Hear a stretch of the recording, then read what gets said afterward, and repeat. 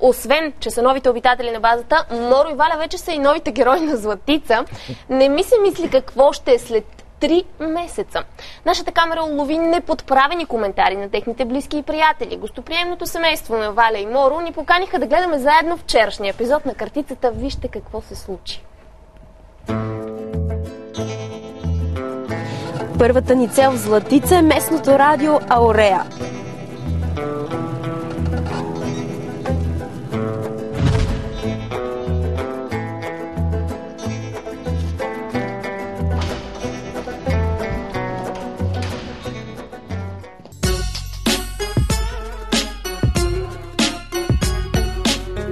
Освен всички политически и икономически теми, които се случват в страната и по света, за колегите от Националното ромско радио Ауреа, безкрайно интересно е какво се случва в картицата, особено откакто вътре са техните съграждани.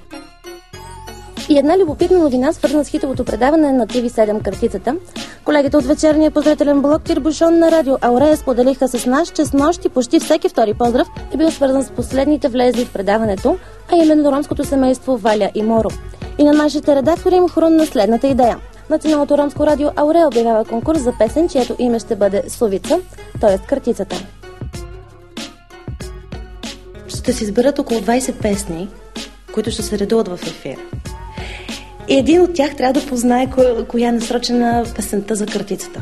И евентуално това ще се гласува и чрез нашия скайп, и чрез SMS, и чрез телефонни обаждания, и накрая един ще спечели на много страхотна награда. Тоест, вие си правите нещо като мини-шоу картицата, само че музикално. Да, само че музикално и разбира се с циганска автентична песен.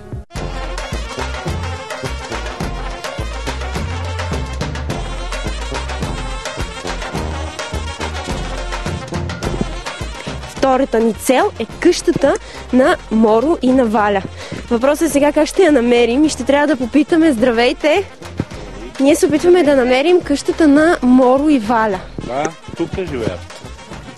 А сега гледахте ли ги с нощи как се представят? Разбира се, че ги гледахме. Много хубаво се представиха даже. Много се радваме, защото ни са комши. Какви хора са те? Вие сте съседи? Ние с Моро заедно сме израсли.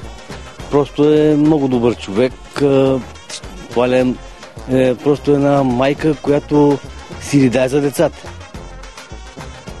Видяхме с нощи, че Валя доста се грижи за съпруга си. Казаха, че така и по принцип в къщи. Истина ли е така? Истина е. Точно. Имат и хубави деца и се грижат за тях. Той задължително трябва да си пине 50 грама и тогава вече почват вечерята и тогава вече си гледат семейството както трябва. Маринчо, дори да има съблаза, той ще се... Защото той знае, че го снимат и няма как да разбере, че ще направи някой гаф. Иначе... А това означава ли, че ако не го снимат, ще направи нещо? Ще направи. Ако не го снимат, ще направи не само Маринчо, и Валентина. Ние тук въобще нямаме его. Няма циганска махала, както по другите райони. Тук сме разпръснати. Тук са 2 къщи, 3, там са 2-3 къщи. Просто тук в Златица нямаме его. С питане и до Цариград се стига в нашия случай до къщата на Моро и Валя.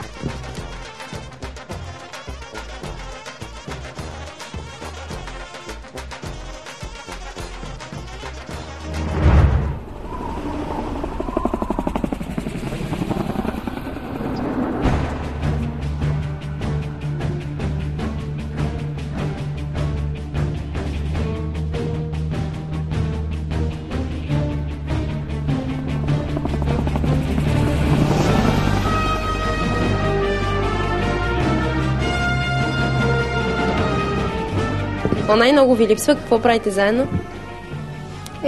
Седиме си, гледаме си телевизия, играем си навънка и така. Какво са ви обещали да ви вземат след като излязат от шоуто? Лаптоп. Ако не ни работи като шофьор, Моро е по принцип веселяк човек. Той е купонджия. от него може да се очаква абсолютно всичко. Весел човек е. Не е някой затворен, да го е срам или такова. Той в телевизора се показва какъвто си е навън. А какво семейство са? Ами, добре са. Погаждат са, попива си.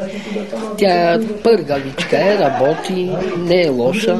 Живеем в една къща и той си е като чорбаджия.